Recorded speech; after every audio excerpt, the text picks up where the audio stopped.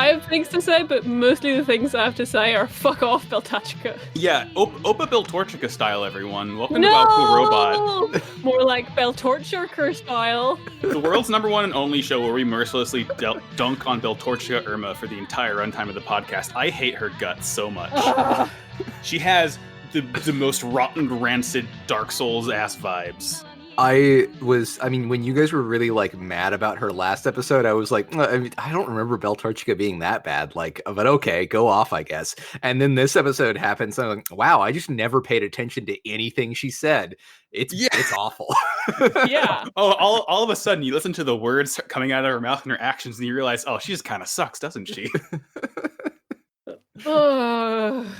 It's okay. We meet another new mysterious person these batch of episodes that I absolutely adore and love and will protect with my life. Yeah, I think y'all will understand why I maybe don't remember that much of Beltorchica with everything else that we're gonna talk about. So let's,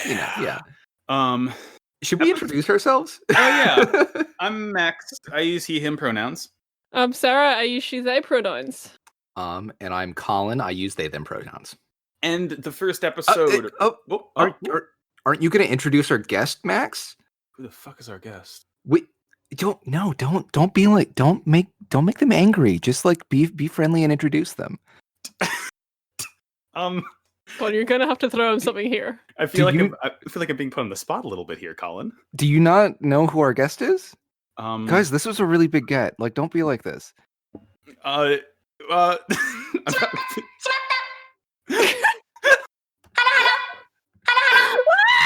Oh my god. I didn't think it possible. Himself? Orb obtained. Colin.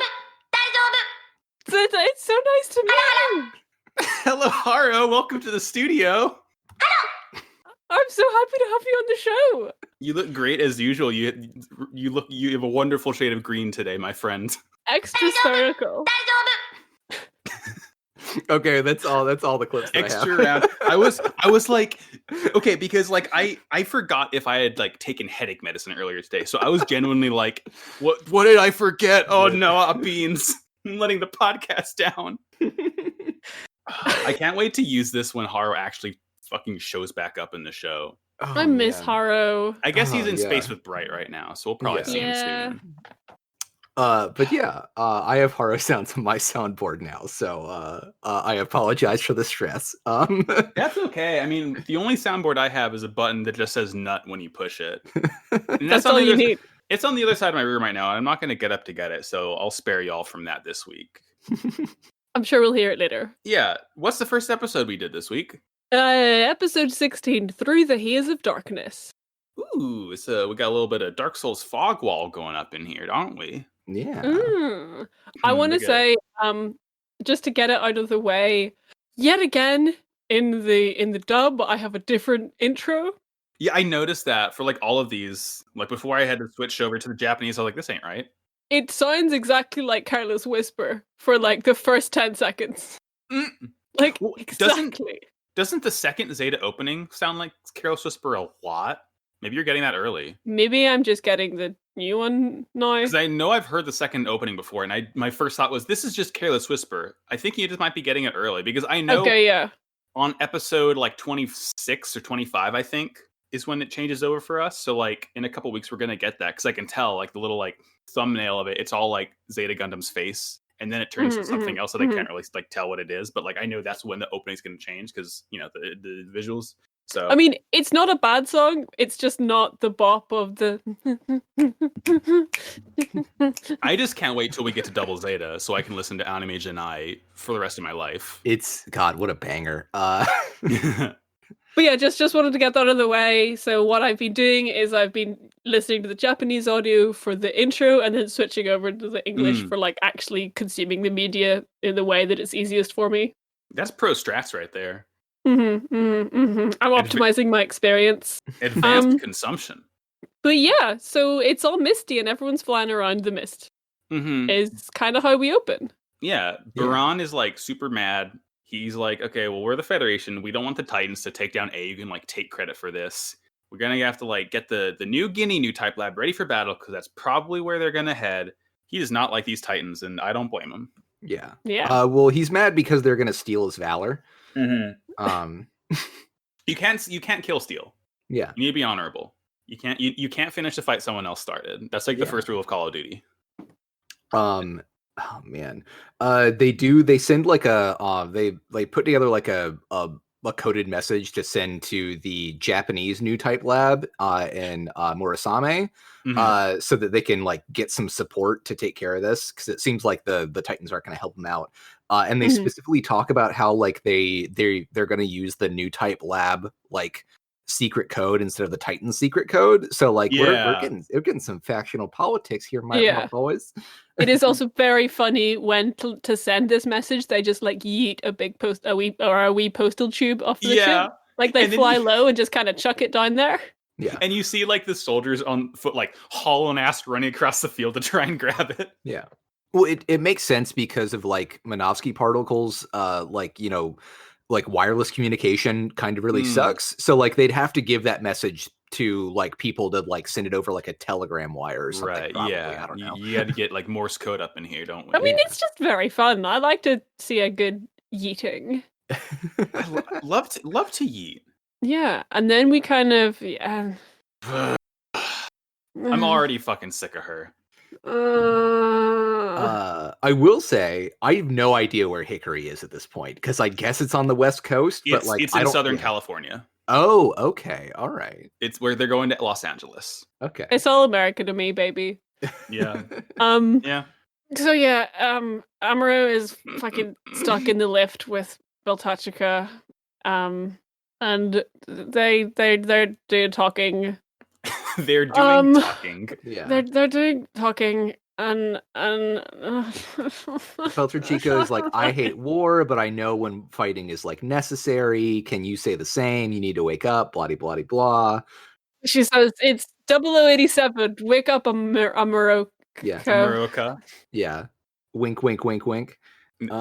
She's really horny. Then she says a kisseroo from me to you. Yeah. She just plants one right on there. Just a big old smunch. You know, so I think that when someone kisses you, it's a bit weird to kind of pull away and say, I don't need your pity. Look, it's a bit of a weird thing to say. Sarah, we know that Amuro's brain is just scrambled eggs at this point. Yeah. Sure fuck it is, buddy. Like, I wouldn't want to be kissed with a girl who had weird vibes. It also seems like she's definitely come at him with the vibes of like, I'm gonna kiss you to make you feel happy, because then when you're happy, you'll go and you'll kill people for me. Which is that's what she says. Yeah, it's like, damn girl. Like she basically straight up tells him that she's trying to manipulate him. Yeah, like I think more like close to what the exact line she says is like, you know, we need to like rouse up men to like fight better in battle. It's just like, and thankfully, mercifully, Quattro Bagina comes in on this scene to like break the tension. Well, and, like, not mercifully for him, because Quattro gets to like walk in this corridor scene of like Amuro and Beltorchika just like making out of it. Okay, but like Quattro's such a Chad that he doesn't even care. He's just like, oh yeah, high tones to see you. Bye. Yeah. He just doesn't mind it. Look, it's probably more awkward walking in on Quattro working out than it is on two crew members kissing in the hallways. Yeah, because like that's horny. You know that's horny. Oh, that is like so sensual. Like, remember how like horny the Argama was, just period? Like, Quattro's desensitized to this. Exactly. Yeah, he like all the white noise horniness is just like totally enveloped him. The white, yeah. He walks through the world just clad in an aura of horniness, and like, you know, it probably increases the horniness of the corridor scene when he walks in. But no, I've like just some little extra notes about this. Is that her vibe is? It really seems like she doesn't see him as a person, but more of like a project. Yeah. And yeah, it's like, oh, I'm going to take this broken man and I'm going to fix him, because that's a healthy way to approach someone. Well, like, and like, we'll get more into this later, but it's even worse because it's like, it's not just he's like, oh, this boy's broken and I'm going to make him better. It's this war hero is broken and I need to make him a war hero again. That's why I need to fix him. Yeah. It's like, and credit where credit is due. she's written in a very compelling way where like you totally get what she's doing and you're like, oh, this sucks, but like it sucks in a way that makes the show so much more interesting for it, you know? The thing that the thing that's kind of like grating it about it for me is she's like the fact that she literally says what she's doing and why she's doing it to Amuro, in addition to doing that thing to Amuro. It seems kind of like, I don't think that we're supposed to think that what she's doing is bad is the fucked up part. Yeah, because like this archetype will show up in future Gundams in a way where it like you are supposed to like treat that person as villainous, and it is really interesting that way. And this like the way that Belterchica is like acting and the way they're using her for the plot, it just seems kind of like, well, this is flat and kind of like, I don't like this. This seems like just a continuation of like the correcting Camille kind of thing, but in a different fucked up way. Yeah. It kind of actually, it feels very like 80s femininity, like like this is their like I feel like Lala and Char is sort of a different situation. There is similar but different, and I feel like this is their sort of like first attempt at making this archetype, if you know, since you said that it's going to appear later on.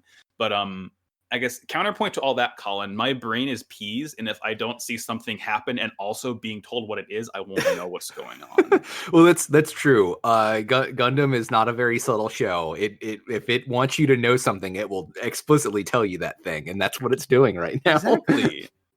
Oh, but also speaking of like subtleties in some of the subtext here, remember last episode whenever we established that Belterchica was Char in disguise? Yeah, she is.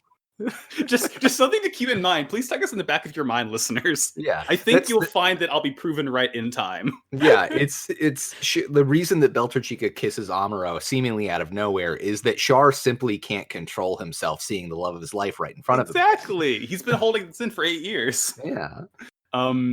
After Quattro like gets her to go find Hayato, we get I love the dynamic of Quattro and Amuro alone together. It is so good to me. It is like the most delightful slice of beef Wellington. It is like we go from the worst possible situation, which is being stuck in a lift with Belterchica, to the best possible situation, which is being stuck in a lift with Quattro. Yeah, it's just like they're basically talking. He's like, okay, like I gotta go to space, boyfriend.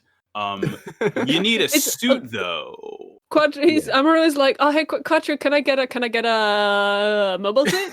Quattro's like, no. Yeah, can I get a Rick DS? Yeah, it's like you can't have the Gundam because Camille's like finally like really getting a feel for it. You can't have the Rick Dias because that's like our last remaining Rick Dias, Ayug's only sole mobile suit, and then you can't have the Hyakushiki because it's gold and it's mine. Your brain isn't powerful enough to handle the minion vibes of it. I mean, it's not. It's not. Look at him. There are two people in the world who can handle the Hyakushiki, Quattro and me. And then Quattro's like whatever, fuck the suit thing. Anyway, you should go to space, but I can tell you don't want to because you don't want to see the soup again. Yeah, you don't want that soup course. You're too afraid. He's afraid of the soup. He's like, last time he had soup, it was a little too hot and he burned his tongue, and now he just like is so afraid of soup from now on. He burned his tongue when he was eating the soup and he was like, ah, la la la la la la. You're right, Max. I was drinking water when you said that. Oh, that's good. That hits so good, Sarah, don't it? But yeah, he specifically says, "Oh, I'm terrified by the sensation of weightlessness." Bitch, remember like last episode when you were like, "Oh, I really gotta get into space. I hate being on Earth. I'm trapped here at fucking." It's a thing. No, you know what it is. You want to go. It's like you want to do a thing so badly, and you're convinced yourself that it's like you're gonna have so much fun, and you actually do it. You like go to the concert. You're like, I've made a huge mistake. Yeah. Well, I think this is like a recurring thing that we're seeing with both Amuro and Quattro is they're both afraid of agency. And they'll do whatever they can to not have that. You know, Quattro won't take a bigger command and a bigger leadership role in Ayug because he wants to have someone to tell him what to do. You know, even if he clearly didn't want to come to Earth, he still wants someone to tell him where to go. And similarly with Amuro, like Amuro doesn't want to get back in that situation of being in space.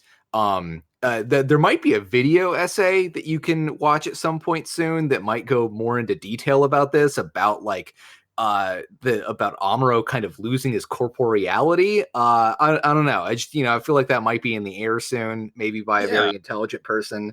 Maybe with a link in the description. Yeah. But it definitely possible to say. Yeah, it feels like Amuro wants to, like, even though he wanted to get away from the Earth Federation and has like the will to fight for people again, it still feels like he does not want to have his limiters taken off. He still wants to be like contained and controlled in a space that he's familiar with, so that he doesn't have like go to space and like feel the soup and get lost in the sauce. Mm-hmm. Get lost. I mean, in like the sauce. that makes the reasons that Beltorchica is like, oh, Amuro, I just want to like make you into a proper war hero again, and he's like, oh fuck yeah, someone finally will tell me what to do and just kind of make me do things. Yeah. Is the boys kind of become dependent on Earth's gravity? We gotta fix that ASAP. Yeah. Hey, but then, my biggest fucking Pogachar moment ever, because Quattro Bagina removes his sunglasses. Many are saying this is an important scene. I'm sweating. Man, just the feeling of like dropping of pretense in this scene is so nice.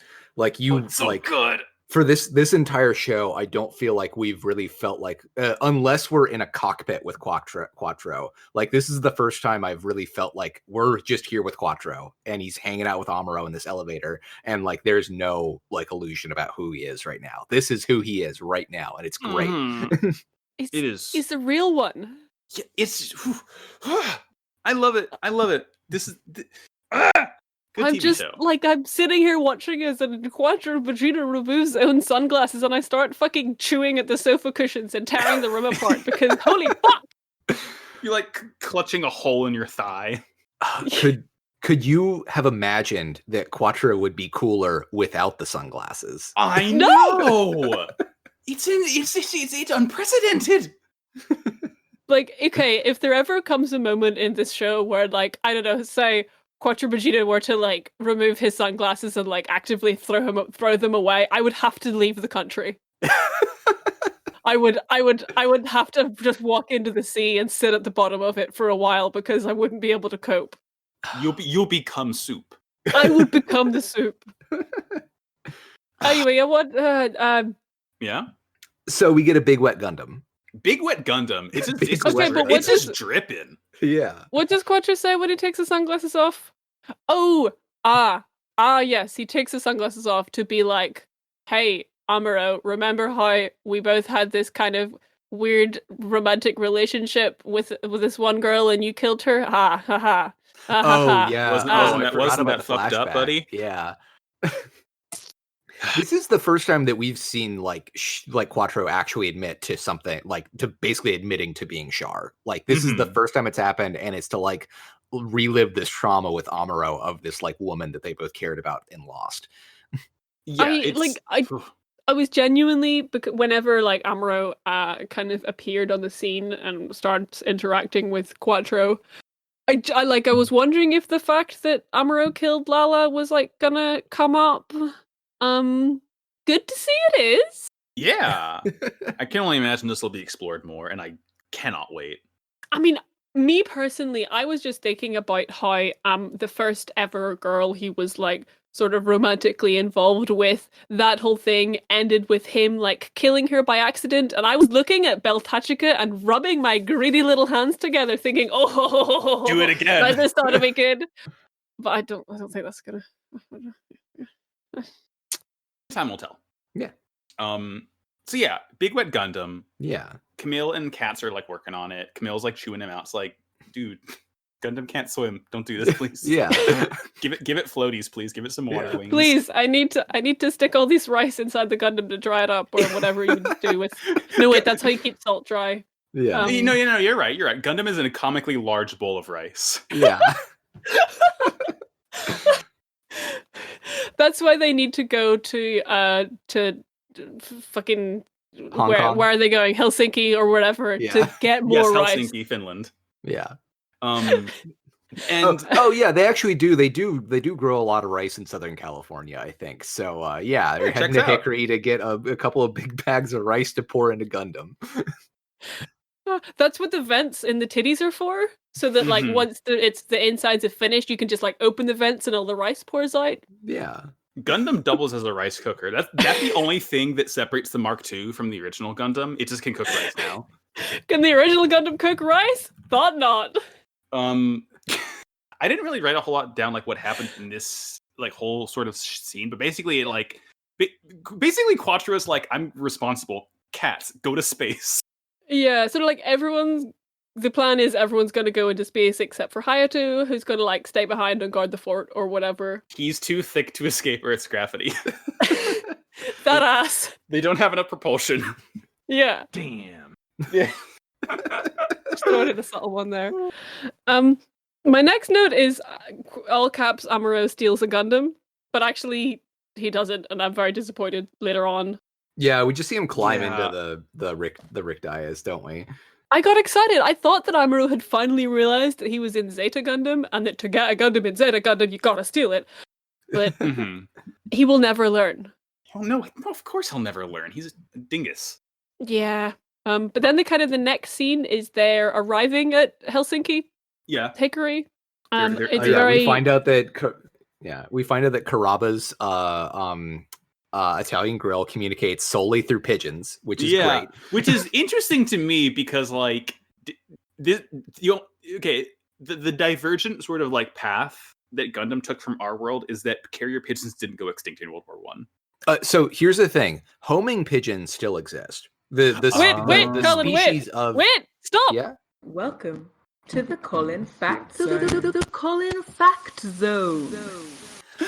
Okay, so the species of pigeon known as the carrier pigeon is in fact extinct. You are correct about that, but you can still train other species of pigeon to be homing pigeons. They're not as good as it, but I actually I had to rescue one once because they are too stupid to feed themselves. I remember this. Me too, buddy. Yeah, wait, do you think this is a metaphor for Amuro? Oh, it could be. Oh. Yeah. Okay. At my old job, a customer found a pigeon in the parking lot underneath his car, and he thought he had accidentally like hit it with his car, because it was just kind of like flopping around on the ground. It wasn't really doing anything. So like he helped me like get it into a box, and then I put it in like a secure location so that like animals or people wouldn't get to it while we waited for animal control to come.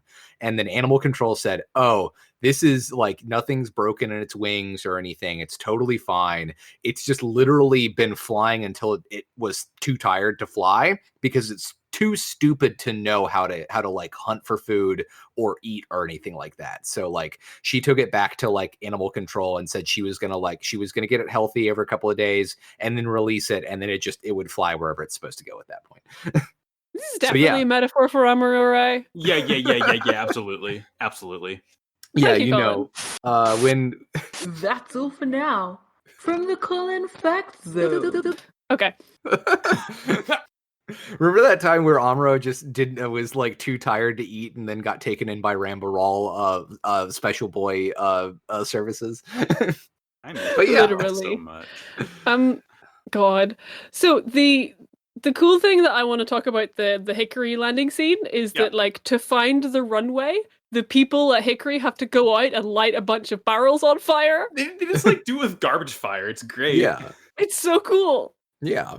And you get like this really cool image of like a big bright spot in the fog that they're kind of aiming for. And as they're kind of like coming in, you see a couple more spots light up. It's such a cool like material thing to put in the show.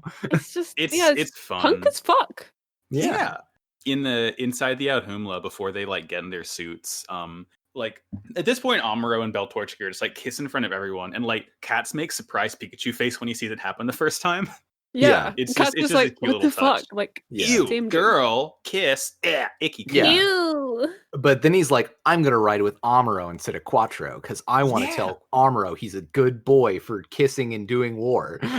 It's like they're getting in the suits, like, you know, Camille's in the Mark II, Quattro's in the Hyakshiki, Amuro gets in a Rick Diaz, and like Katz is gonna go with Camille at first, and then he sees Amuro getting in, and he's like, oh fuck that, I want to go with him.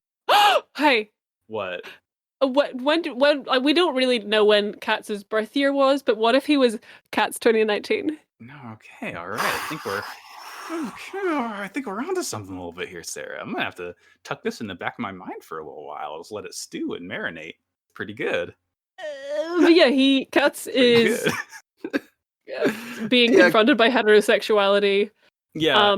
But then asks to ride down to the ground in Amuro's Rick Diaz that he's driving. Yeah, like he would have gone with Camille at first, but then once he sees Amuro actually getting in the robot, he's like, no, I want to be like good old days. Yeah. And it's also kind of sweet because like when they do like get into the cockpit together, like, you know, Katz is like, hey, listen, like I can see you're really like perking up and like you're really here for it. And I just really wanted to like be able to talk to you about this so that I can like, you know, tell my dad how you're doing, which is actually kind of really a sweet button to all this, if I do have to say.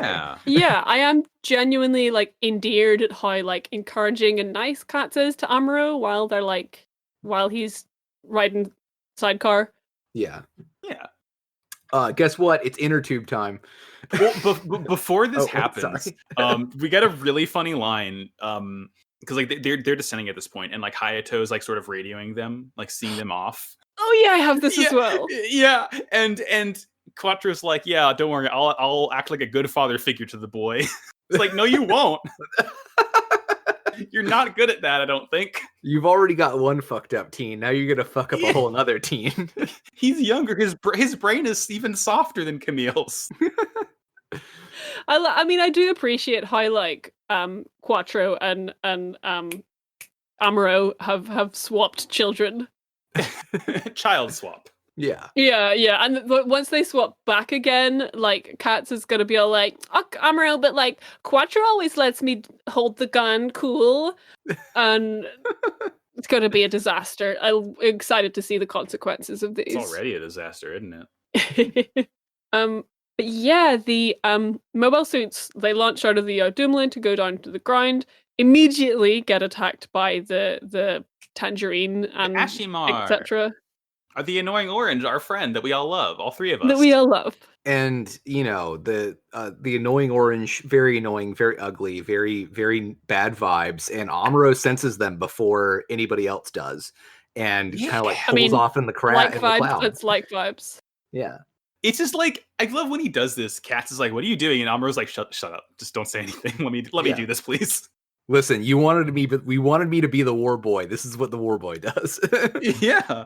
I'm just so mad that he's like, oh, I sense enemies. I'm gonna go off and like fight them by myself and like not tell Quattro and Camille or anything because I'm an arrogant piece of shit. And it was at this point in the episode that I decided that fucking he deserves Beltachika. They're both it's like not like we're on a very, very tight time frame or anything like that. Yeah. Ugh. Bastard, man. But you know, it does end up helping because even though they land and think that Amuro got lost, like Amuro doubles back and like actually ends up protecting the Garuda from being shot down by like a ton of enemy mobile suits. I'm so mad that like this actually turned out to work out. I know. I was like, oh great, I hope he fucking beefs it. He didn't beef it. Heartbreaking. Worst man you know makes good point. Yeah, really. Yeah. Back at I'd like to see when Amuro is like flying around, that Katz is just kind of again being yeeted around the cockpit. Yeah, he's just rattling around, isn't he? Yeah. Like secure that teen. Like the last cashew in a tin. But yeah, they get down to the ground and like everyone they're packing up the Hyakushiki because like they want that minion up in space ASAP. Yeah, like Quattro really wants to go out into battle and fight alongside his boyfriend, but everyone's like, nah, like if we have explicit orders, we can only get one of you to space, it's you. You gotta go back up there. Mm-hmm. You gotta. Camille, like everyone's like, where the fuck is Amuro? And so Camille goes off in Mark II to like find where the fuck everyone else is. Yep, and you know, I guess it's following up with the fact that I guess Gundam Mark II is supposed to be the speedy one. Yeah. Did y'all love to see Beltachika's plane get shot up? It was good. It was good to see. I did, honestly, she did kind of make a good point whenever like Amuro's there, and she's like, "What the fuck are you doing, Amuro? You're supposed to be on the ground. Land already, bitch." Yeah. Again, worst person you know makes a good point. She can't always be toxic, unfortunately. Yeah. And then, huh? I said Beltoxica. Beltoxica. Okay. That's Yes, Colin. Sorry. I was about to say that's a good Pokemon name. Yeah. So, and then Amuro continues to be the worst person you know, because he's like, "Hey, Cats, this is the gun that I used to fight with with Commander Char from Xeon. I'm going to give it to you now. You know what to do, homie." Hey, kid, you want a gun? Oh man, McGruff the crime dog is rolling in his grave. It does. It makes more sense as to why, like, fucking Amuro had a pistol on him to begin with, if it's his ex-boyfriend's pistol. But it's you know, man, Amuro just gave this child a pistol and was like, you know what to do. Listen, go off, he King. Used to, always keep this like phallic object on him, but now he's got Beltorchica, and he can relinquish that to a child. Now he is the phallic objects. He's being a real dick. You. But yeah, so Katz gets out of the Rick Diaz to join up with Quattro. Immediately points the gun at him. I'm not really quite sure why. I think he just does this because he wants to feel cool. Well, it's like the thing that I took from it is like Amuro knows Quattro wants to stay here and fight. We all know Quattro only feels comfortable when he's fighting, and they have to get him up into space at any cost. So he's like, fucking Cats, take this gun and tell Quattro to get on the fucking ship and leave. Yeah, he says when he does this, when Cats hold the gun, Amuro says, "I'm sure you have a million things to do in space, Lieutenant Quattro. Like, go do them." Yeah, he does. Like he does. So like, yeah, basically like Cass is holding Quattro there so he doesn't go out and fight. Meanwhile, like Amuro and Camille are like locked in combat with Baran right now. Unfortunately, Beltorchica is saved and is able to dock without whom, like, you hate to see it. And like, as much as I hate it, Amuro is like getting his battle senses back. Like he's like fighting better as he's like piloting more. It's like he's doing fighting good. He's the also other thing he's doing good is that he's like actually giving Camille some like genuinely quite solid advice, which like, previously whenever Camille was with the Argama and fighting like Quattro, just kind of like put him on out there and let him do whatever the fuck he wanted with like no real advice. And it's like, it is quite nice to see like someone give him some like concrete directions for once. Yeah, like it definitely feels like because everyone always constantly compares Camille to Amuro, and everyone's like, oh, Camille's our new type. He's how we're going to win this war. It definitely feels like everyone's just trying to recreate what happened to Amuro, which is just throwing Camille out there with no support to like have him just get really souped up. And it is really nice to see Amuro having gone through that, saying like, no, I am going to give this person real advice, and I'm going to train them and help them so they can survive. And it's good to see. And like there's a cool moment where Amuro is like, down there's some mobile suits, and Camilla's like, where? I can't see them. And he's like, bitch, are you looking with your eyes? Just fire. Are you a new type or not? Yeah. Do the thing. These fucking, he's Obi-Wan voice, you don't need your eyes to see, like, close the blast shield, feel it. Reach out with your psychic new type powers that I know you have. Yeah. But yeah, they, together, Camille and Amuro can take out the Tangerine. Yeah, like, Baran, like, he gets knocked off of the Dolan or whatever it's called, and like Baran like lands on Camille in the Mark II, and he's like ready to stab him, and like Amuro swoops in, cuts his arm off, and then it's like stabs Baran. So unfortunately, Jared was not able to complete his evolution chain. He was killed in his stage 1 evolution. Oh, before we forget, they're like right before this, there's a scene where they're where the shuttle's like taking off, and Quattro says the most Quattro line ever of like, I'm scared. I'd much rather be moving around. That's not scary. Which is just like such a Quattro Vagina ass. Like, of course you're scared to just be like stuck somewhere and not doing something. Like you'd rather be out there. I mean, also same. That's why I don't like watching movies. Go fucking take Quattro to the cinema. Absolutely insufferable. Oh, God. The man will not stop rustling. He also can't get the 3D glasses on over his sunglasses. It's yeah. Yeah, it doesn't work. The other thing that I really like about this scene is that it's just like seeing him like admit to being afraid. Like, cause he's like just chatting with Cats. Oh, also he does say to Cats, "Hey, you can't shoot me with the safety on." Yeah, it's so good. But he's like, "Hey, yeah, like look at me. I'm afraid. It's okay to be afraid." And I like that. It's oh man. It does feel like because we know Cats isn't the special boy. As much as Cats wants to be the Amuro, he wants to be the special to boy. me. He is, yeah. But like, Quattro is like acting completely different around him than he does around Camille. Like he is showing his vulnerability to like help Cats be okay with that, so Cats can be a supporting character instead of the Gundam pilot, I guess. Mm-hmm. It's just good. It's good. And like the shuttle's able to launch and everything. Beltorchica is like she knows that Amuro has now like woken up to battle, I guess, which is like very cool. He's woke now. Fucking happy for you, I guess. He's woke now. Yeah. The exact thing she says is Amuro Ray has awoken from his long sleep. I wish Beltorchica was normal in any way, shape, or form. Yeah. Oh, also the final thing is like that they got like a little note from Kai. Mm-hmm. And we'll never know what to. We'll never know what it says.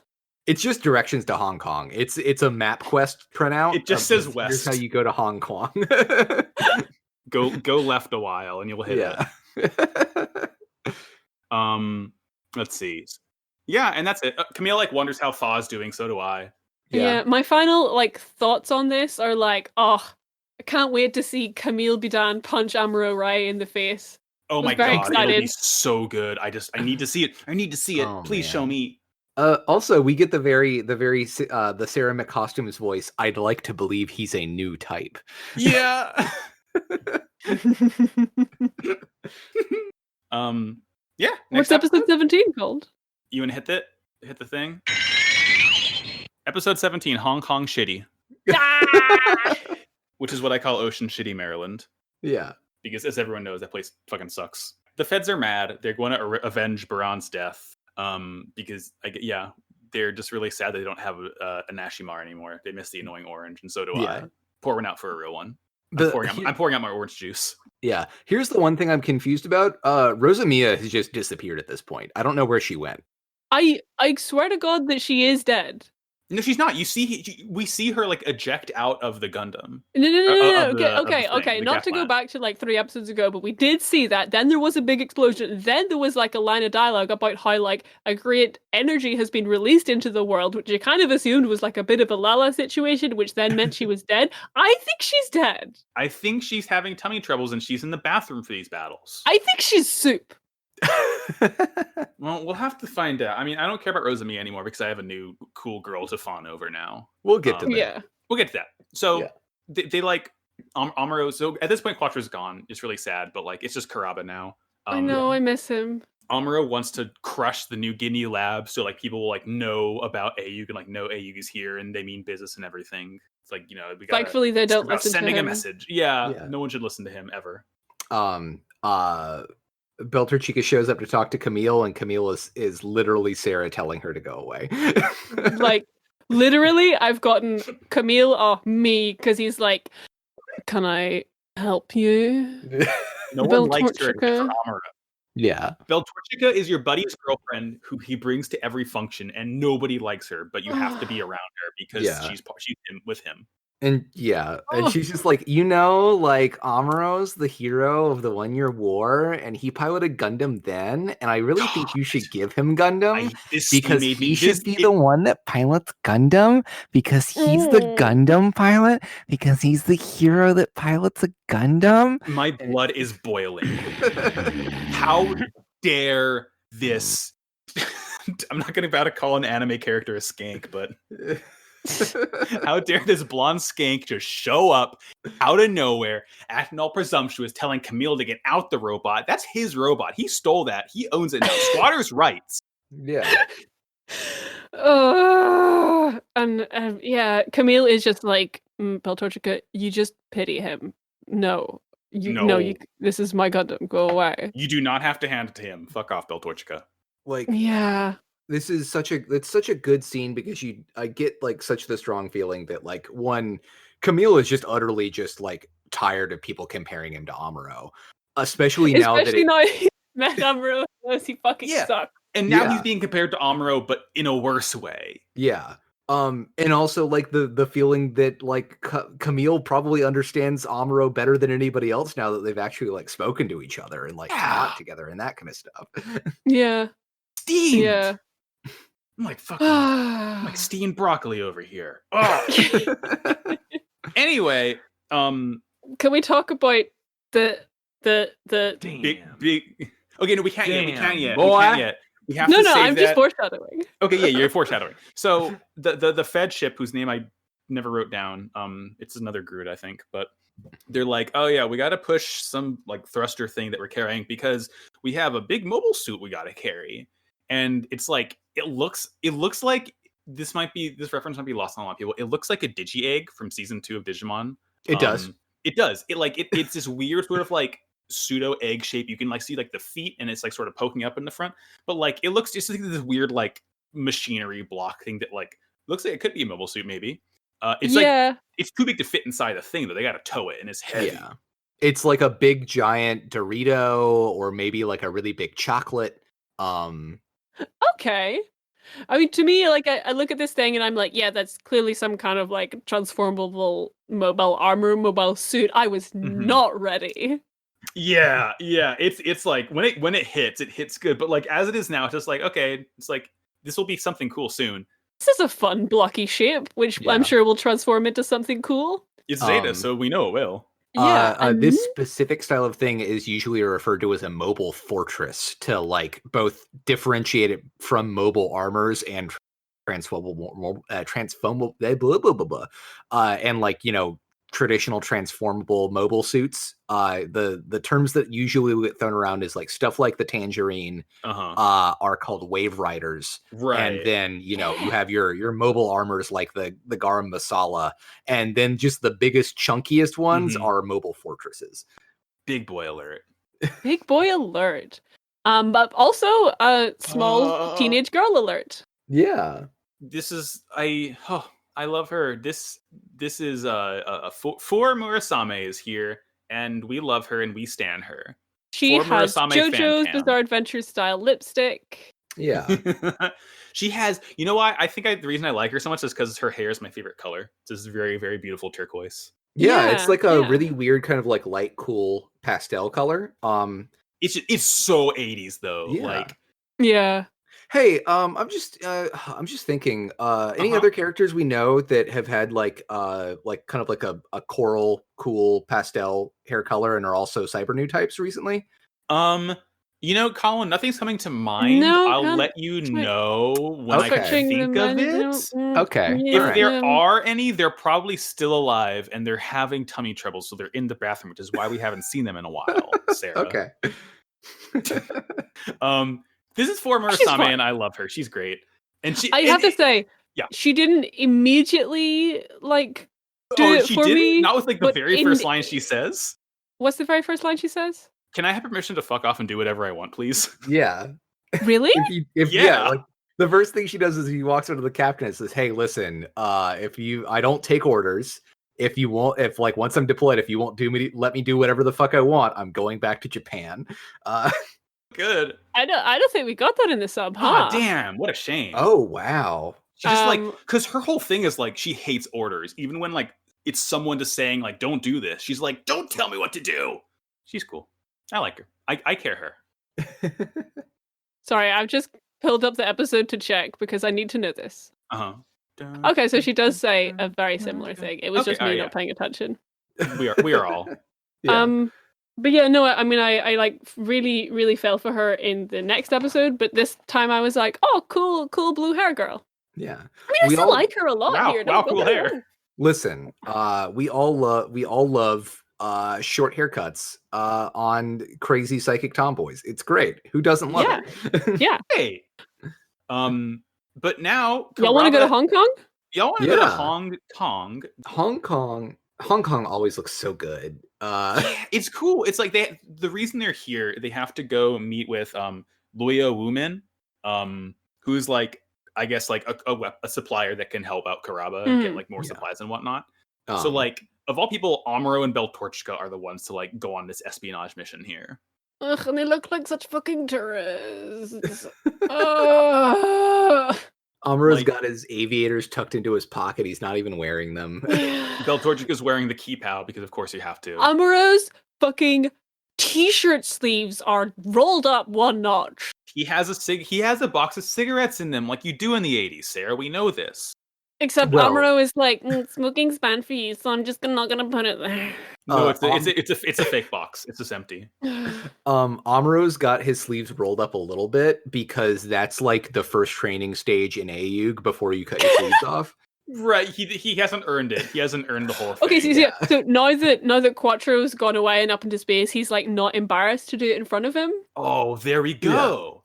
So yeah.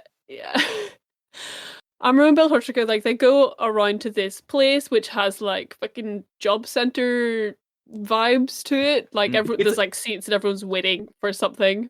It's like the black market. It's like the black market DMV. Yeah. Yeah. I mean, it is the black market DMV. Yeah, exactly. Hey, guess who's at the black market DMV? I knew that we would see her eventually, but of all places, here is so funny to me. I'm smiling so much. I'm smiling serenely. Yeah. Our good friend Mirai, what are you doing at the black market DMV? With 2 kids. Oh, yeah. These kids. Yeah. Hathaway and Chain. They're so cute. You know, as far as mythical Pokemon go, Chaymin is a really good one. You get a lot of versatility with its different forms, like with Seed Flare and everything like that. It's a cool little hedgehog fox thing. Yeah. Bright fuck twice. We love it. He did. He fucked exactly twice. Do you know if they're twins or if they're like they are not twins? Yeah, okay, cool. Hathaway's so he did older. fuck twice. Yeah. Good. Cool. Wonderful. And then the reason she's here is she's like getting tickets to go to space, to go to a colony through the black market, because like she's like, we want to raise our kids in space, which is, it comes off very weird because it really makes it seem like we want our kids to be new types. And it's like, that seems like a weird thing to sort of want for your kids in this setting, I guess.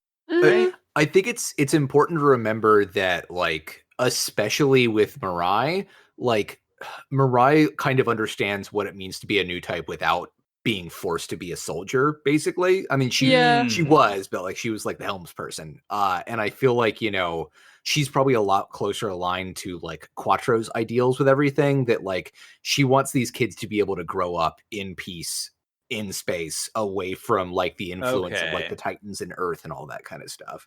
I mean, because to me it read like, not necessarily that I want my kids to be new types, but more of I don't want my kids to be held down by Earth's gravity. Okay, all right, I get that. And I mean, look, hey, she's right, because like being, as we'll learn in a couple minutes, being on Earth right now, not a good place to be. yeah, it kind of sucks. And it also sucks. Amuro cutting in line. Yeah, but also Amuro cutting in line.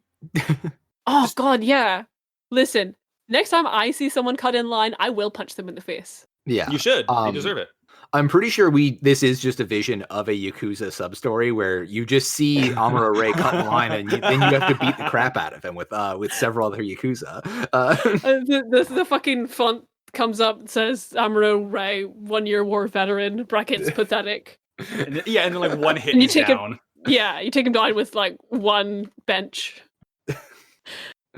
But yeah, I have to admit, I've got you written in very large letters in my notes because I just really wanted to see Amuro get punched in the face. Yeah, it's great. Like he goes, he's like, I'm here to see Luya Wumin, and then immediately these suits just start like just kicking the crap out of him. It's so good. Just poetic justice. Yeah. Which, I mean, hey, listen, this is the first time I've actually rooted for a character to get punched in the face in He's not a minor the franchise anymore. of Gundam. He's not a minor anymore, and he totally deserves it. And I love to see it, and I hope it happens more. Yeah. Yep. He does get Mirai and everybody to escape. They kind of run out. Yes. Yeah. Yes. He also, like, he does like brawl a bit, and I just think he kind of like in his subconscious just really needed and wanted this to happen. I just think he wanted a good beating. Sometimes you just want to get the crap beaten out of you, and you also want to punch some guys a lot. Yeah. It's simply correction. Call that physical therapy. Yeah. Yeah. As he's taken to like a holding cell in the building, I guess. Yeah. Jill, Amuro, Ray, brackets again. Yeah, out on the streets, people just start screaming because... Damn, boy! There's a large lad approaching. Big boy season. Big boy season. And we see the pilot of the big black triangle is 4, and she's like glowing with stand She's aura. On one right now. Yeah. She is immediately end of Mobile Suit Gundam, I'm psychic. Yeah. Like, beyond that. Lasers coming out of her eyes and shit. Kind of. She has like the red, like real shit eyes, like this like red aura around her. Like it really does a good job making you think like, okay, she's like a different kind of messed up new type right now, I think. Yeah. She is souped up. And just has like drinking that good gazpacho. Yeah, and she's flying into office buildings and shit. Like she does not care at all. Damn. And she's like, "Where's the Mark II? Bring the Mark II to me now." I mean, she doesn't like say that, but like she's like, "Tell me now the location of the Mark II Gundam." Yeah, thank you. Yeah. And meanwhile, like back on the ship, her handler is like, "Should 4 have a mental breakdown?" And that's that doesn't sound good. I'm beginning to think that if you're a cyber new type, your brain's not in a good state. Yeah, well, just a thought I'm having. Yeah, and then the captain's like immediately like, "Oh, so these cyber new types aren't even finished yet," and that's just kind of like, I don't like where this is going. Listen, it's her first battle. It's not going to be at all distressing. She's going to have a chill time. This isn't even my final form. Camille does go out. Yeah, over on the Audumla, there's a really funny like interaction between the operator is like, Hayato, sir, there's an unidentified flying object, and Hayato's like, well, identify it then. I love him. There's a fucking UFO over Hong Kong. And yeah, like 4, sees Mark II and is like, there it is, and starts just fucking shit up. I'm twice as good as you. It's in my name. Yeah. Firing big old laser beams out of those big old laser beam guns. The subwoofers. Yeah. You ever turn your subwoofer on and you blast the opponent with Linkin Park? She plays bass boosted boom boom pow to like annihilate Camille. Camille's a little SpongeBob doll floating because the bass is so strong, like that video. And like all the new types are like, what the hell is fucking right now? Because they can feel this like rancid energy right now. Yeah, the vibes are so bad that it wakes Amuro up in a cell. Like it's not good. Not great, Chief. And yeah, this like blonde woman comes into Amuro's jail cell. I think later on her name is Stephanie. Yep, yeah. Stephanie Wu. Yeah. And she's like, okay, well you can't just start talking like to my father, Luo Min, in public like that. You could deal with me, bitch. Do not say the name of Luo Wu Min out loud. Yeah. And then we cut back to just the fight between Camille and 4 in the streets. It's like a lot, like, oof. It's cool. It sucks because like this is a city, people live here, but also it's a new setting for battle where it's like it's getting destroyed around them as they fight. You're like, oh shit, like the stakes are high. Yeah. It actually kind of surprised me because like I sort of expected of a Gundam show that like they would show like people in the buildings like getting their shit fucked up. But like all the buildings that we see falling, it's just the buildings. We don't see any people getting like killed in the city. Yeah, we do occasionally see some like people like dodging out of the way or getting thrown by explosions, but like it's never never any explicit death, but also like the structural carnage is so great that I don't think we're supposed to assume people are dying right now. Yeah, probably. There's kind of no doubt here. And there's like a whole thing where like Camille isn't fucking going all out because Camille doesn't want to fucking hurt people, but 4 is just like 4 ain't care. wrecking shop. Yeah.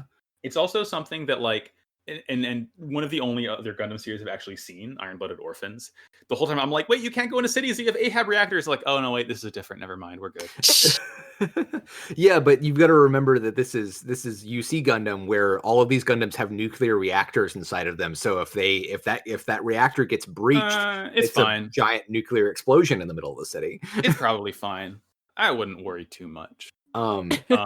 But yeah, we definitely don't need to worry about that with this big black chocolate, because it's got a beam barrier apparently. Because Camille shoots it with a very like well placed beam shot, and it reflects the thing off it and explodes, and yeah, a bunch of buildings collapse around it. Yeah, its vibes are too powerful. While this is happening, we do get a little short scene. Beltorchika and Mirai make it to the Autohumla, and like we just get a really nice, like very short reunion with Hayato and Mirai. It's like, oh, nice. I hate Amuro so much. Oh, I guess Amuro is like the whole time saying he's like not doing a good job fighting it. He's like backseat fighting. He is. It's like Amuro's not wrong, because like, yeah, like if Amuro was in this fight, he'd be trying to like draw this thing out of the city to get it away from a population center. But also like Amuro's not in the fucking Gundam right now, so he can shut the hell up. Like, yeah. And like him and what's her face, Stephanie, like she's just like, oh my god, who cares about tactics? Just run away. It's so good. It's like what? Like you're a soldier, you have to like look at things from a different point of view. It's like clam down, bro. And Amuro literally says, but I can't help it. The battle's taking place right in front of me. I can't help being a pilot. Oh my fucking god. And then, Sarah, damn boy. Damn, boy, he's sick! That's a sick ass boy! Damn! Psycho Gundam. Psycho Gundam. Yuri. Psycho Gundam stand up and very large. Hey, what if you took a Gundam and you made it 5 times as bigger, and you also made it black with yellow and red accents, and you put just damn, that's a thick ass boy. Damn. So it's a good robot. Yeah. Wait, can I give you my hot take on Psycho Gundam? Yeah. Yes. I think it looks like shit. I don't like it. Oh man. I don't like it's so weird and boxy. It takes the Gundam form that has like these nice curves and bubbles to it and just turns it into a weird box, and I don't care for it very much. But the color scheme is 10 out of 10. I'll give it that. What if Gundam was brutalist? God, yeah. That is what this is, isn't it? Like I like its transformed form better. Like I agree with that. Like the Gundam form itself is a little boxy, but like Sarah's right. Like it's supposed to be imposing. You're supposed to look at it and not say, "Oh, well, they just made Gundam bigger." You're supposed to look at it and go, "Wow, that's big Gundam." Like, oh god, oh fuck. Big boy alert. I mean, listen. I have one point, irrefutable point to make here.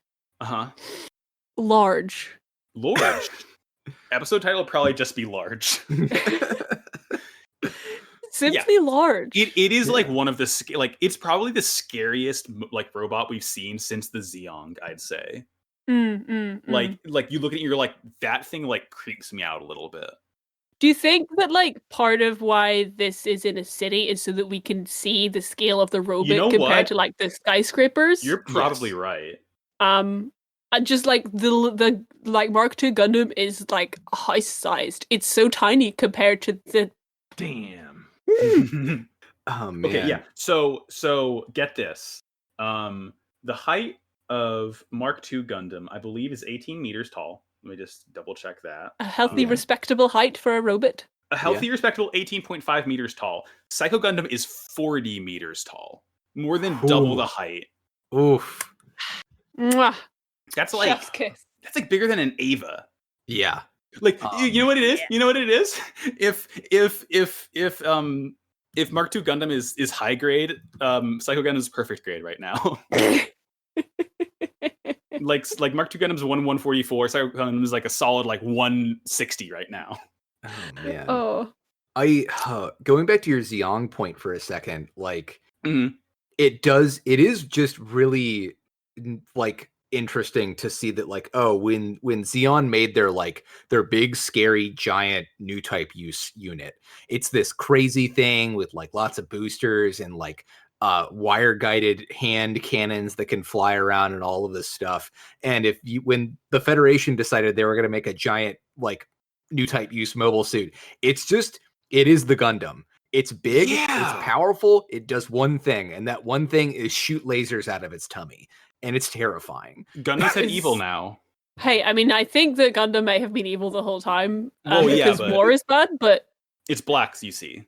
But wow, it is a dark color scheme, which means it's more eviler. We know this. But yeah, 4 is just like going sicko mode on this. They send out some like decoy Nemos to like buzz around it and distract it, I guess. Mm-hmm. And I don't. So this part, I don't understand how to take it, I guess, because like the Nemo sort of like flies up and like grazes her and like shoots her near the head, and then like at this point she starts getting all sweaty and shaky. Like she's like, they're only dolls. They're only dolls. What was that about? What's the deal? Yeah, I guess it's because she knows that they're not actually out there to fight her. That's like that they're basically sending out these kind of like disposable mobile suits that like it might be reflecting on her and how she interacts with other pilots and that kind of stuff, because like she's excited and happy to fight. Like it does seem that she is completely fixated on Camille and the Mark II, and this is just outside of that.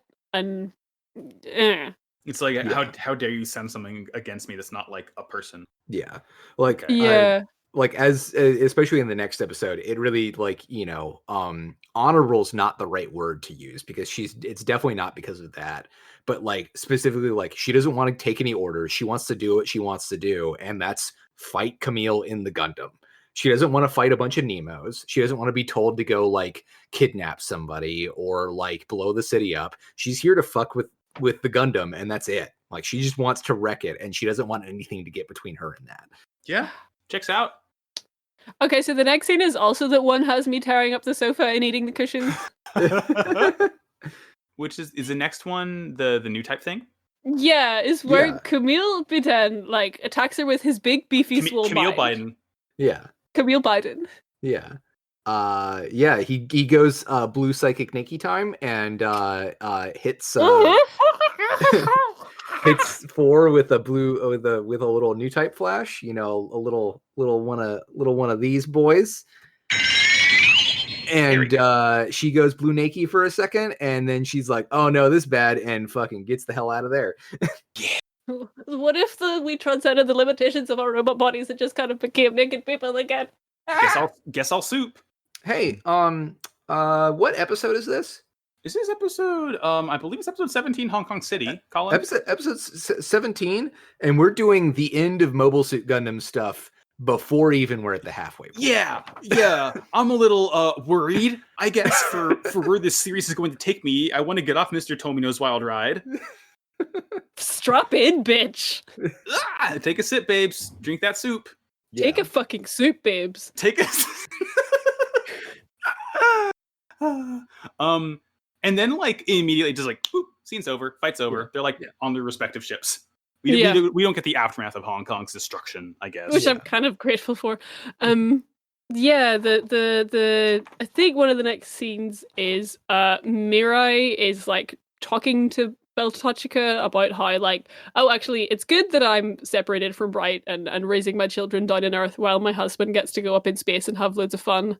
Yeah. She's like, Mirai's talking about, it's like, oh, like, I want to raise my kids just like their father would want them to be raised. And I guess, like, because she's a war orphan, this is what pisses her off so much about it. She's like, fuck dads, I guess. Yeah. Yeah. But I mean, honestly, in this scene, I have to agree with Mirai, if only so I could disagree with Beltotchika. Yeah, exactly. Really.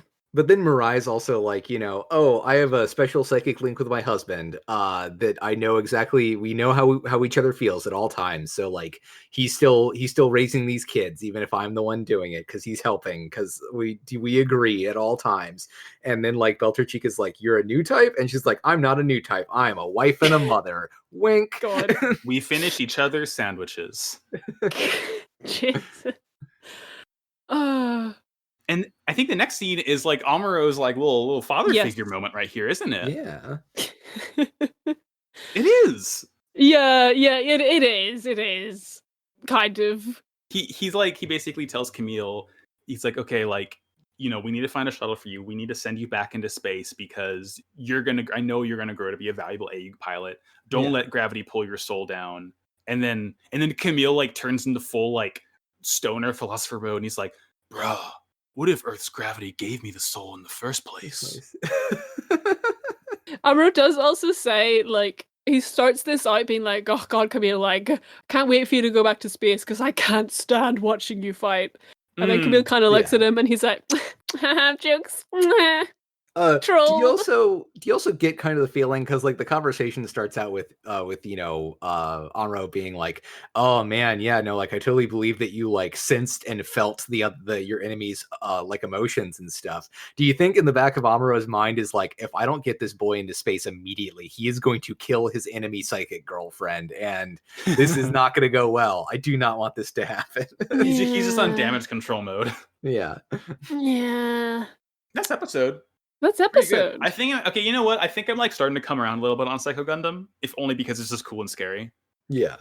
It's just so large. I mean, what else do you want aside from Lorge? You simply can't disagree with Lorge. I don't know. What could we possibly want besides Lorge? I don't. Okay. If Hara was 40 meters tall, I would just, that would be it. I would want for nothing. I would worship that orb. Idolatry would be allowed. Yeah.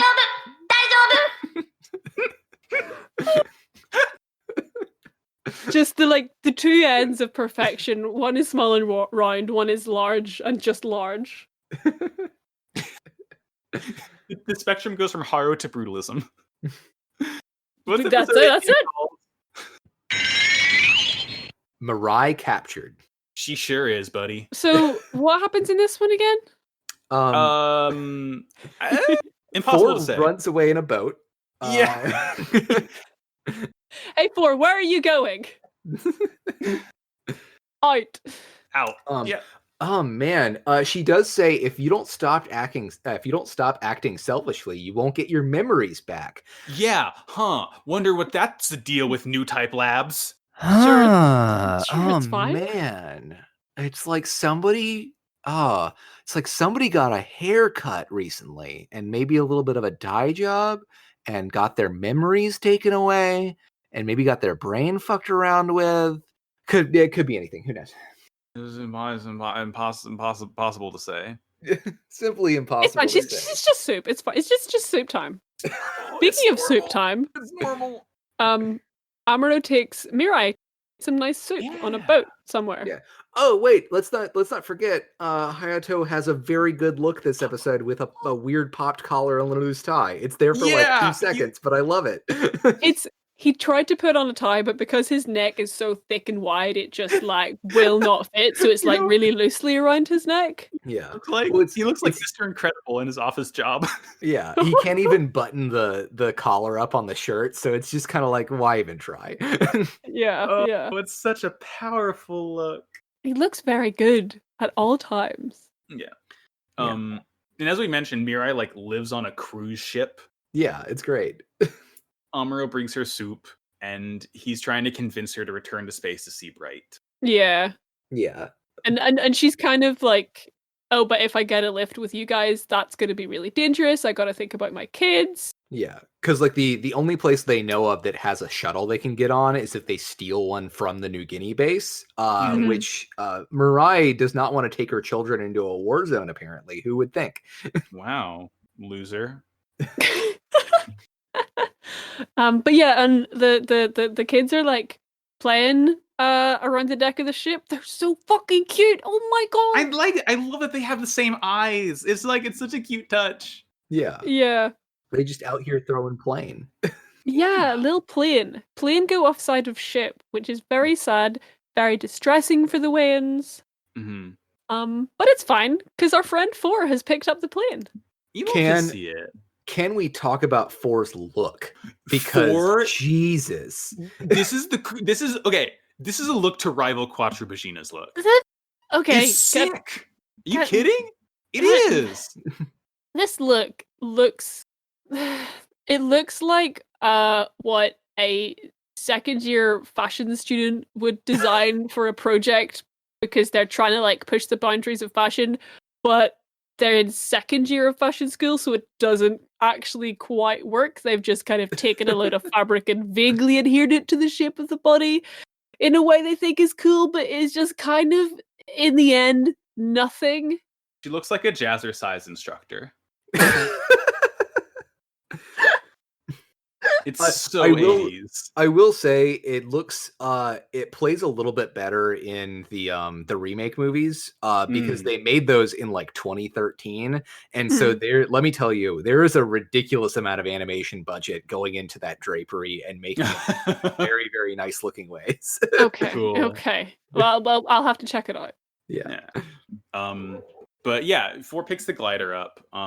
Like while this is happening, the Federation is deploying some Marine Hyzacs, I guess, to like do some stealth and like get ready because they also like, you know, they got to get 4 back at some point and they got to track her and whatever the fuck she's up to. Yeah, you just take the mobile suits and throw them in the sea. Yeah, and they're allowed to get wet. Gundam can't though. And the Titans have like hooked up with some like special espionage operatives in Hong Kong who are like they're willing to help them find 4 because they think that they can use it to get to Ayug and get Ayug out of the city so that the Titans don't have to blow up Hong Kong again. Noble goals. Pretty noble goals. Yeah, but Camille's just in a car, just driving around. It's great. Yeah. He's in like looks like a BMW i7, this tiny little thing. And he's like just watching 4 frolic around. He's like, hell yeah, girl, live your truth. Yeah. Yeah. He's like, oh no, a femme is here. Let me pull up. Female. No, he's not that creepy. That's Amuro. Yeah, that's Amuro. God. Camille is wholesome here. He's just looking on. He's like, he's just admiring that she's having fun, you know? Yeah. Yeah. He's like, I wish I had a cool plane to play with. And 4 is like she like goes up to like the stairs up to the ship and gives Shaman the plane back.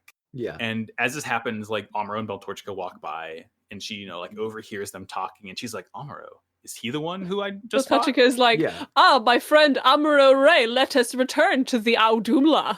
Yeah. My friend Amuro Ray, decorated war hero of the 1-year war and pilot of the Gundam RX-78 too. Yeah. And she's like, oh, real shit? Would you like to go back to the Garuda that we stole for Karabas so that we can possibly plan more dissidents against the government? And so yeah, Camille is here to give them a lift. Yeah. Literally. Your Uber driver's now here. Yeah, but like 4 walks, like, you know, after overhearing all of this and handing the plane back and saying cute things to the little girl who we all love, like she like runs over to Camille and it's just like, hey, can you give me a lift? And Camille's like, yes, I do not want to be around these other people. Yeah, it's great. And she fucking, like, they drive past Amuro and Beltorchika, who I think Amuro was like, why did you appear to give me a lift, Camille? I clearly didn't want a lift. Oh my god, just go away. So they drive past Amuro and Beltorchika, and she's like, oh, do you know those two? And Camille is like, no. And then he says the most shade line, which is like, they're more like babysitters for each other. Yeah, it's so good. Sarah, do you want to know what the line in Japanese is? Please. I don't know that man and woman who lick each other's wounds. Fuck. Yeah. and then 4 is like, oh, so you do know them then? And Camille's like, yeah, fuck them. It's so good. I love. God, Zeta is so good with these like one-on-one character dynamics. Because she's like, pathetic. And they're just being like the coolest kids in school who just like throw shade at the teachers and like are correct to do so because the teachers suck. Yeah. I love them. I know we have previously complained about teens being here, but now we can be excited that teens are here. Yeah. Do we know how old 4 is, Colin? I want to say that she's the same age as Camille. Okay, yeah. Cool. All right, yeah, that's what I figured. I think they talk about her being a teenager, I think. Okay, all right. So like as this happens, we cut over to like the Federation, the Titans, and they're like watching Amuro. They have like just a dude in a car. It's great. Yeah, like he's like literally like it's so weird because like you see the kind of like a weird back shape, and then the minute they drive by, this just whole man sits up. Yeah, he pressed square to like lean back in the seat to hide from the cops. Yeah, like watch dogs. And then they're like, okay, we can Mirai Yashima and her kids are here. We can capture them and use them as leverage. And then it's always Sunny title card. Mirai gets captured. Yeah. There's like a scene in the car of like just 4 and Camille just fucking bonding about having like weird names, and yeah, it's really cute. They're getting along. Yeah, because like Camille's like, oh, it's kind of a hard name, and like 4's like, it's the one I was given, and like he introduces himself as Camille, and she's like, oh, that's such a kind name, and they're like having a good time back and forth about like this stuff, and it's just it's oh man, it is nice, but at the same time there's this undercurrent of like Zeta is about being assigned thing. It's about being assigned names and occupations and genders and themes. She's AFAB, assigned 4 at birth. Yeah. Do you think in the like different dubs of this show that her name gets translated, because like it's a bit of an 11 one implicitly? So do you think that in like say the Brazilian dub her name is Cuatro? Yeah, in the Spanish dub she's also named Quattro. That would be confusing. Well, no, because Quattro in the Spanish dub is called 4. Yeah. But it's Fourr. Oh man. Hey Sarah, remember like before we started like watching Zeta and you were like, oh, so if we're gonna like cosplay Char and 4 together, and I was like, excuse you, I'm Quattro. Oh yeah. That would be a fun I have originally in my notes, instead of writing Quattro, I just write the letter 4 as shorthand for that. And no more. Not anymore. So I guess in Japanese, like her name is literally Fo. So like I think they just keep it as like the sound 4 over the course of other shows. But so she's soup. Would be pronounced pho then. Like pho. We've cracked the code. We solved Gundam. This all happens, and then eventually the Federation like decides to hijack like the broadcast radio in the town, or the town in the city, and they're like, "Hey, what's up, Ayug? We know you're here. Pretty please surrender the Audhumla, or we're gonna attack on kill Mirai. Bye." Yeah, not great. And like, no one's happy about this. Not even 4. Yeah. Not even 4. 4 is like, I should probably get out of the car now. She like literally asks Camille if he's a member of AUG, and then asks him if he pilots mobile suits, and Camille's like, yeah, basically. He's I think his exact line is like by chance or something like that. It's funny. I think like in the dub he says like not by choice. Yeah. But yeah. he says impossible to say. Bye. Oh man, how are Camille, Beltorchica, and Amuro so horrible at being spies? They're simply bad at it. Remember when Amuro was like under constant surveillance, literally had to steal a plane to like have any kind of like freedom of movement throughout the planet, and now he's just kind of chilling in Hong Kong in a fucking Lacoste polo neck. Yeah. Shouting about how he's a member of Carrabba's. Just on the deck of a ship. Idiots. Useless Federation. So, yeah. Speaking of, actually this might be skipping some things. Hayato gets a call from Beltachika, and Beltachika is like, Hayato, Amuro's done something really stupid again and like gone out to save the hostages by himself. And the whole time Hayato's like, dude, stop, we're on the public line. Stop it. Yeah. Great. Oh man. How are they all so terrible? So bad. Hayato is the only one. He's like, Hayato is the only like official member of this too. So he's the one he's been through training. He's signed the employee handbook. All these jokers are just like here to ruin things. Meanwhile, Amuro steals a boat and drives out to offer himself up to like let Mirai and the kids go. Yeah, this will certainly pan out well, Mr. Ray. Yeah. I mean, it kind of did work. It does. It pans out well for 20 seconds. Yeah, and then one of the underwater mobile suits grabs the boat as Mariah is driving away. That shot is so funny because it's like she drives away and then she's stopped, and you see it's like floating parallel to the surface of the water, like a foot underneath, and it just like raises a hand and grabs the boat. It's just like, oh, what's up? I'm here now. How's it going? And it's like the reveal of like she's trying to drive the boat. She's like, oh, why isn't this boat moving? And then we just pan down to the. Yeah, it's really good. So yeah, they have 4 hostages now. 4 is like so mad about this. She like her brain combusts and she gets a migraine. Yeah, she's like, because there's 4 hostages, her like intellectual property is being infringed on. She's Guido Mista. Listen, this happened to me like literally a couple of days ago. She needs to drink some water and lie down. She'll be able to sleep it off. She'll get through the migraine. It'll be okay. It's just gonna suck for a bit. I mean, she literally does drink water and lie down. So yeah, she got that down. Yeah. We're out here. We're standing a migraine queen. It happens. It happens. It happens.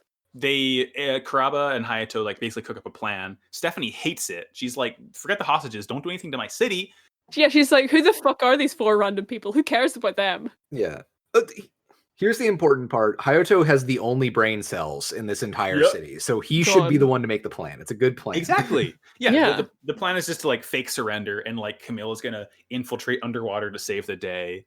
And so I didn't realize Stephanie appears to be a little bit more important than I thought, because like as Stephanie like comes around to this plan, she's like, oh, she's really supportive and nice to Camille, and like Camille like senses this like warm kindness from her. It's like, damn, I guess she's like a kind of a character instead of just like here for Hong Kong. I mean, maybe she is just here for Hong Kong, but she's also like sort of a thing at this point. Yeah. But hey, how does Camille get onto the Audumla? He does a sick jump in his car off of the road and gets caught by a Nemo piloting a Dodai. Like he just jumps off the fucking road into the water and they just catch him. It's a very Super Robot moment. It's good. Fucking cool. Sick stunts. When I was 17, I was doing this in video games, not real life. Camille has one up on me. Yeah. In several other areas as well, probably, but mainly. No, well, we're not talking about that. Car, yeah. In this scene where like plans are being made and like Camille arrives to like get in Mark II and do like, I'm really struck by just how fucking like with it Camille is. Like he is on it. He is like, you know, with the plan, knows what needs to be done, here to do it, here to just like take control of like his role in the thing. Just he's really competent. It's because he's hanging out with someone who has good vibes for once. Yeah, it's like, you know, of all the people that he could be around, like at least Amuro and Hayato aren't going to hit him. Like they're going to be supportive. They're gonna help him like learn from his mistakes and like get the job done. And Camille's really going to thrive in this environment. Yeah, you know, that's called growth. Yeah. But he goes underwater in the Mark II. He sneaks in there. He accidentally bumps a rock, and of course that alerts all the Hyzacs to it. Yeah, the Metal Gear Alert sound plays. Yeah. The whole thing pops off. At some point, Hathaway falls out of the boat with like all the water rocking because like, you know, they're shooting missiles into the water. It's fine. Yeah, this is a Gundam show, so we got to get some like child endangerment in there. Yeah, Amuro jumps off. Amuro like kicks a dude, and he's like his handcuff behind his back. He's like all tied up, and he still jumps in the water like a maniac. Hey, you see, it's Chekhov's pool. Exactly. The first thing we learned about Amuro. Got a pool. Did it. Full circle. Character arc complete. Yeah. Character arc complete. No more development needed from now on. Great. He like swims over to Mirai, who like has a combat knife on her and cuts him free, and then he dives down to rescue Hathaway. Knives are a common thing to have on boats for reasons like this. I didn't make that connection. I just assumed like Mirai is carrying a knife with her. I mean, I also just assumed Mirai was carrying a knife. No, you know what? It's Chaemon's knife. Yeah. And then there's the fighting, bam, bam, boom. The Federation like drives the boat away, like the Titans do. Right? Are they Titans at this point, or are they still Federation? So this is they are Titans, but they're like they're like specifically they're the new types lab people. So okay. Like, I feel like you can kind of think of it as you have like the Federation, you have the Titans, and then you have the new types labs. Okay. And so like, the new type labs like frequently will field with the Titans, but like right now, like that's primarily who we're dealing with. Okay, cool. Yeah. I see. Yeah. And 4's handler kind of stops pretending to have seasickness and just like takes the boat over and is like, hey, listen, you know, fucking this mission failed. We're getting the fuck out of here. We're not playing around anymore. It's could not be me. I always have seasickness. Like Camille is again being very competent, doing like sick fights. He kills like 4 of the blue mobile suits. It's very cool. I like to see it. It's cool. We do get like a really, really sick, beautiful animated shot of like Camille like slashing a Hyzax R off and stabbing it. Like for some reason, like that one specific like cinematic kill was really well animated. Yeah. And then poor Forrest is like having a normal one on a park bench right now. As she's taking some Tylenol. It's she needed that nap. She needed a nap. But yeah, like, and it is. I'd just like to see it. She like passes out on a park bench, like just as like Gundam finishes up its fight and like flies over low her, and she's just like all ruffled in Gundam's bruise. You know, I'd just like to see it and think about it. Really. Yeah. Joke. Tower fan woke. The Gale Force wins from a Gundam flying overhead to go down. We get a short little thing of like Amuro's like really, really impressed with Camille. He says like, you know, he's not really like me. He has even more promise than I did. Yeah. Okay, but so Gundam, like Mark II's coming in, and Amuro's watching Mark II come in, and he's like, do you think he can land it? And then Mark II like tries to land on a pier, but is too heavy and like crashes through the pier. To which Amuro says, "Very impressive, Camille." Yeah. The bar is underground. He still manages to not end up in the water like floating, I guess. But yeah, he totally fucks up that pier. But this is back to back the funniest like stuff in the world, because like you know, we have this dock thing, and then we have the second funniest moment in Gundam at the end of this episode that we'll get to in a little bit. But yeah, Belter Chica shows up and is really mad because she's like yelling at Amuro about like, you know, ever since you came, Amuro, or she starts like yelling at Mirai because she's like, oh, ever since you came, Amuro's forgotten about Ayug. And I think there's a big asterisk next to Ayug, and if you go down to the bottom of the page, it says me, Belter Chica. Yep. I am once again, my blood is boiling. I cannot stand this. You're girl. always hanging out with your old friends, and you never want to hang out with me anymore. Oh my god! But the good thing is everyone's safe. You know, everyone's, you know, Mirai and Hiato get to like, you know, hug and say hi, and the kids get to be happy, and and they're so cute. And Camille and Amuro shake hands. It's symbolic, I guess. It's the weird. Everybody hyper fixates on this fucking handshake because Amuro goes with one hand to shake his hand, and then seemingly out of nowhere switches to a different hand to shake Camille's hand. And it's people love to just laugh about this shot because it just feels really awkward. But shout out to our Discord. Somebody pointed out, hey, it's probably because Belter Chica won't let Amuro let go of this fucking arm. That's exactly what I was gonna say. It's like he moves his hand away and she like immediately like snaps it back. Fucking freak ass. Yeah, I like didn't. I'm looking at it now, and it's just Belter Chica being shit. Yeah. But because Mirai is like, oh, so is Camille like you? And Amuro's like, nope, he's better. Yeah. Hell yeah. Can't wait to see that seed sprout. And that's episode. Yeah, it's episode. Fucking fun ones this week. Yeah. I don't have this. I was gonna do some research, and I was gonna order that book about the history of sunglasses and read it. But instead, or at least do some more research into that because it's genuinely interesting. But actually, you should probably just listen to the podcast episodes I shouted out last week.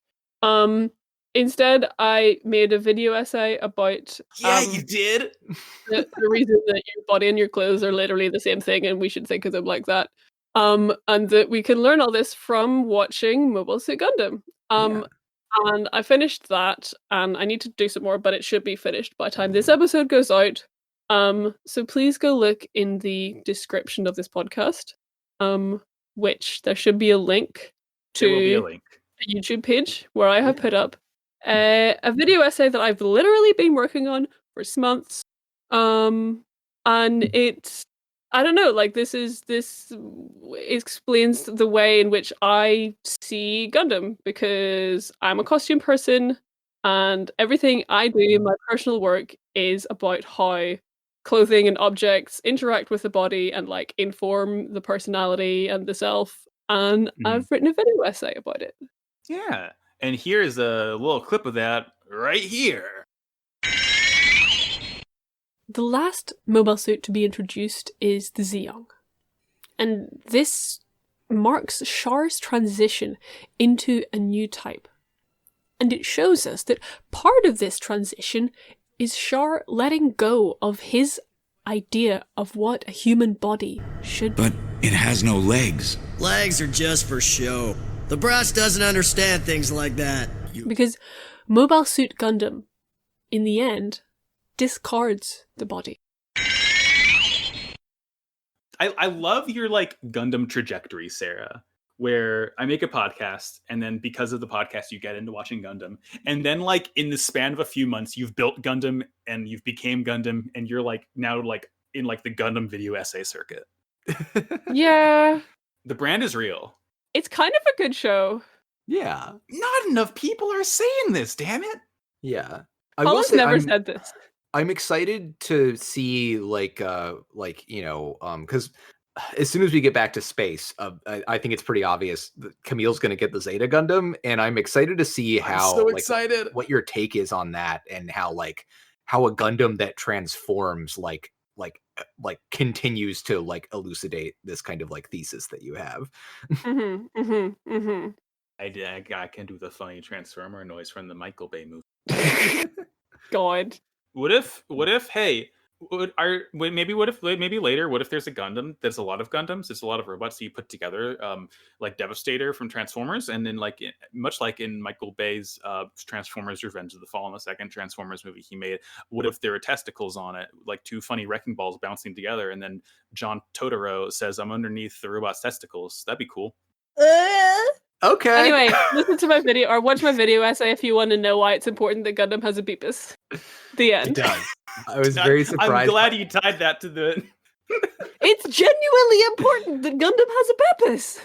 It's called a cockpit for a reason. Oh man, that's one of the best things about Turn A Gundam is the cockpit is literally the beepus. It's very like good. Are y'all familiar with Zone of the Enders? Yes. Nope. Yeah. Okay, so Sarah, imagine like a cool robot, but the cockpit juts out from the pelvis. Cockpit. I am pulling up an image of Jehudi right now. Yeah, let's see a cool Jehudi. Yeah. You're gonna show me it's Jehudis? I put the pussy in the Jehudi. Oh, that's okay. I didn't want that one. Not a file. Yeah, let me. Colin is actively trying to give us a virus on this podcast recording. Okay, speaking of Jehudi, I just miss Quattro and his vaginas. He's in space now.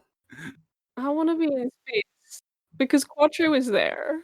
Yeah, listen, up in space, we've got Quattro, Cats, Fa, Haro's there. Haro's in space. What have we got? We have what's his face floating in space. The dead guy. Yeah. No, this is a rather low resolution image. See if my computer can. I do like its pointy feet. Oh yeah, no, they're really cool. This is a Hideo Kojima thing, Sarah. Yeah. This is that cool of work. Yeah, it's really cool because like it takes place entirely in like space colonies and stuff around like Mars and Jupiter and shit. So like everything's like super anti-gravity and like it's a cool floaty thing. And I wish that there was more Son of the Enders out there, but here we are. Okay, yeah. So Sarah, this is a much better image of Jehudi. Show me your Jehudis. I am trying to post Jehudi right now. So you can sort of see that it's just there. Okay, bit of a Red Hot Chili Peppers JoJo situation going here. Not enough robots have cocks, is what we're saying here at Pod. I almost said at Pod of Greed. I'll probably say it on Pod of Greed too, just to complete the fiction.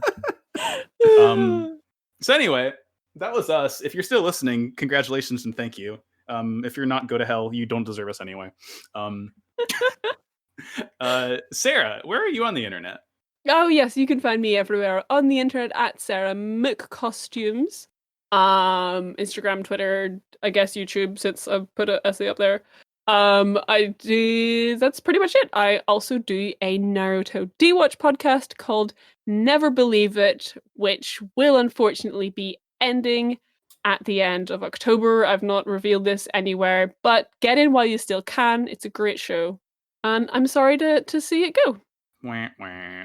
Colin, where are you at? I'm Colin. You can find me on the internet at Padgettish, Padgettish. I am currently private, but if you send me a follow request, I will most likely let you see my feed of your Jehudis. Yeah, I'll let you see my Jehudis. They're private because they have Jehudi hidden within. Yeah. I've got to be able to post Jehudi on main, and that means I've got to be private right now, you know. Mm-hmm. I'm Max. You can find me on Twitter, Instagram, etc. at MaxyBajillion. Aside from Pot of Greed, which Sarah mentioned. Did you mention Pot of Greed? No, I didn't. Aside of Pot of Greed, which Sarah didn't mention, you can also find me on Slappers Only Video Game Music Showdown podcast today with my friend Jordan. That's a Slappers Only pod. And we have been Wow Cool Robot. You can find us on Twitter at Wow Cool Podcast. You can go to noisepace.xyz to find this and many more podcasts. And hey, we got a new Twilight podcast coming up pretty soon. Not enough people it's called the Twihards, I believe, something like that. Good Noisepace is on there. It'll be on there. Not enough people appreciate Twilight because it whips ass. It goes so hard. Twilight's so good. Do not at me. The movies are very good, at least. I haven't partook of the books yet. Listen, that first movie, the first one has vampire baseball in it, which is the single greatest thing to ever be invented by mankind. Yeah. And it's not only that, but it also is set to Muse's supermassive black hole. You see, I think what the Twilight movies do is they kind of demonstrate that like heterosexuality is bad, but everyone goes, "Wow, cool baseball." Yeah, exactly. Wow, cool baby. Yeah. Hey, did you know that Renesmee Cullen was born on 9/11? I did know that. It's, it's part of our heritage. I sent that to Katie the other day, and she didn't respond. I wonder why. Sarah. Yeah? What's your robot of the week? Bender from Futurama. Okay, well, as we always say, and in the words of Bender, our patron saint of the podcast, I guess. War is bad. Wow. All right. Yeah, baby.